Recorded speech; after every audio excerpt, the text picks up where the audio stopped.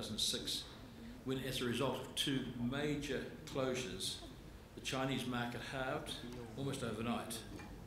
However, that market is recovering, and there's been a major shift to Indian students, which has resulted in a change of courses offered and the type of students recruited.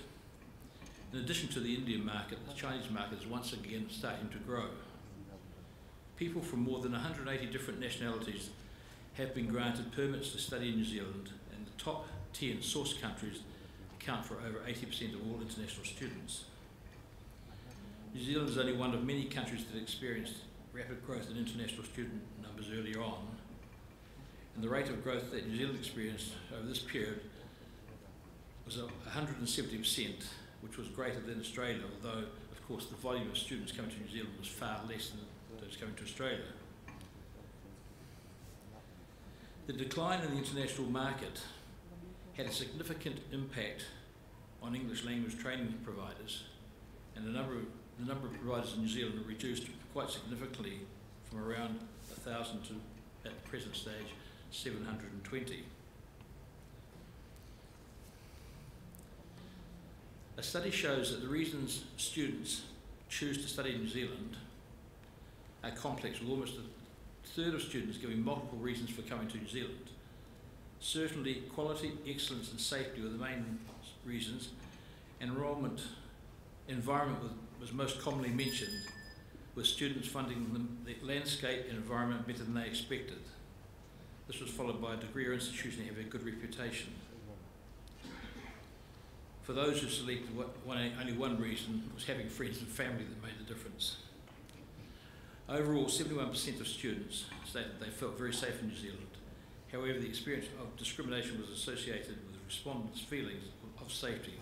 Those who had never or infrequently faced discrimination were far more likely to feel safe than those who had faced discrimination at some stage.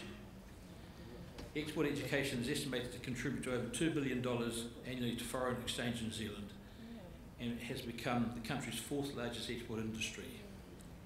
It has been argued that the quality of education improves as international students contribute to knowledge creation and transfer, and educational institutions are forced to provide high quality competitive service.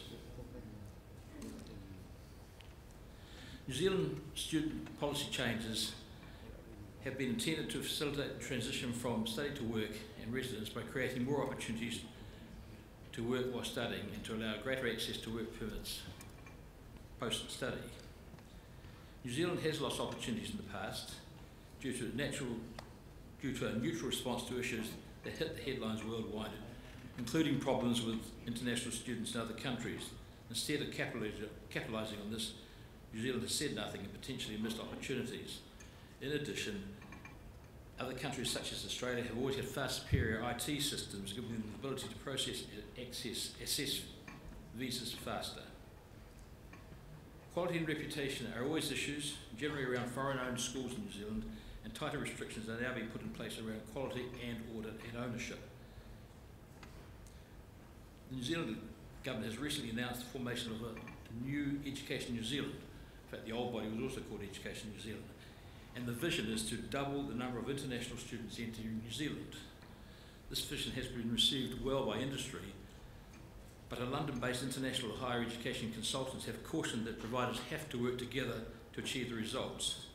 In addition, the consultants said that the private sector was the hidden gem, with about 30,000 international students currently enrolled at PTEs in comparison with 9,000 at universities.